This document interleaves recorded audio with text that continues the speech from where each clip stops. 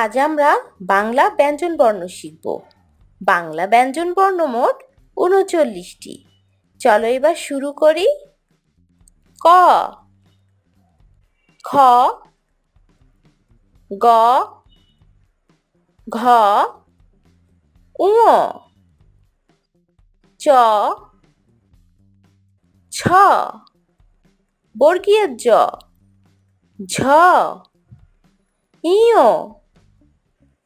ট, ঠ, ড, ঢ, মূর্ধন্য ত, থ, দ, ধ, দন্তান্ন প, ফ, ব, ভ, ম, অন্তস্থ জ, র, ল,